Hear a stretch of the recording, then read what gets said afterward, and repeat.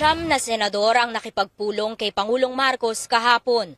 Ayon sa presidential sister na si Senadora Amy Marcos, hiniling ni Senate President Mig Zubiri ang executive session dahil sa anyay problema hinggil sa ginagawang pangangalap ng pirma para amyendahan ang konstitusyon sa pamamagitan ng People's Initiative. Kontrobersyal ito dahil sinusuhulan umano ang mga tao para pumirma. Kumbinsido ang senadora na ang kanyang pinsa na si House Speaker Martin Romualdez ang nasa likod nito. Definitely, yung opisina niya ang nag-alok ng 20 million kada distrito. Definitely, nanggaling sa kanila yung very attenuated timeline. That is baseless, prove it. Kasi maraming marites nang lumalabas yan sa Senate. A lot of speculation. Libo-libong reklamo na raw ang natanggap ng opisina ni Senate Majority Leader Joel Villanueva at may nakalap na rin daw siyang ebidensya, kabilang na ang audio recording ng 4 na kongresista na umaming sa Kamara mismo galing ang People's Initiative. Pinag-aaralan niyang ilabas ang mga ito sa hearing tungkol sa People's Initiative sa Martes. 90% ng complainants itinuturo ang mga staff ng congressman.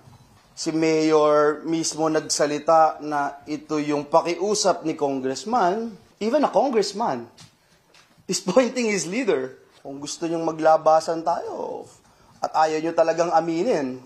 Para kina Marcos at Villanueva, may trust issue na o mahirap ng pagkatiwalaan ng mga kongresista, lalo na't ayon sa senadora sa naunang meeting ng Pangulo kasama ang mga mambabatas noong January 11, malinaw na napagkasunduang ititigil na ni Romualdez ang People's Initiative. Panay ang press release na tapos na. Ibig sabihin, hindi si Speaker sumusunod sa Pangulo. Walang kwentang kausap ang hindi tapat. Is the entire government running rogue?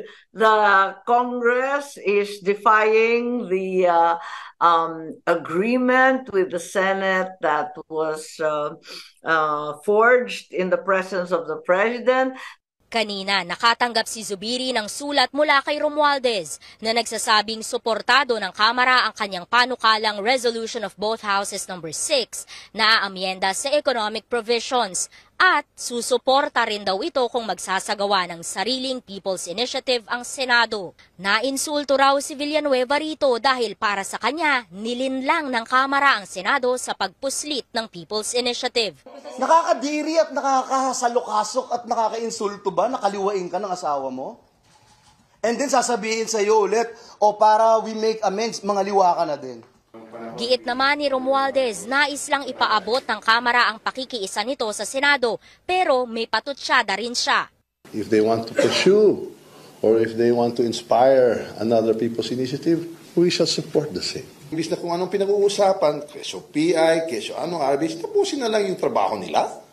Diba? Yung LEDAC, yung SONA priority. Mabilis na nilinaw ni Senate President Mig Zubiri na walang diskusyon para sa People's Initiative mula sa Senado dahil dapat totoong manggaling ito sa taong bayan. Umaasa rin siyang mapipigilan ang nakaambang constitutional crisis. Philippine senators remain cold to a proposal by House lawmakers to begin charter amendments next year. Sherry Torres reports. The House of Representatives' renewed interest in amending the 1987 Constitution was met by a lukewarm response in the Senate. Senator Amy Marcos did not hide her amusement over House Speaker Martin Romualdez's announcement that congressmen will prioritize charter change next year. Ang kulit naman! Talagang sinabi na ni PBBM na hindi napapanahon kasi dapat nakatutok tayo sa hanap buhay ng tao at ibagsak ang presyo ng bigas at iba pang bilihin. At 2 beses na ibinasura yan ng todo-todo ng Senado. Ba't pagpipilitan? Bakit ganun? Ang kulit! Marcos even drops a hypothesis. Baka may gusto mag-prime minister na hindi manalo sa presidente. Senator Francis Escudero says those pushing for charter change must first state what constitutional provisions they intend to amend and by what form. Without this information, Escudero says he cannot give a stand about Chacha. Senate Majority Leader Joel Villanueva also shares a similar view. First is, ito ba yung right time? Ito ba yung tamang panahon? Pangalawa, tama ba yung prosesong gagawin. And then you debate on the issues, ano man yung nandun nakapaloob. According to Senator J.V. Ejercito, majority of his colleagues are not keen on amending the Constitution. I don't think people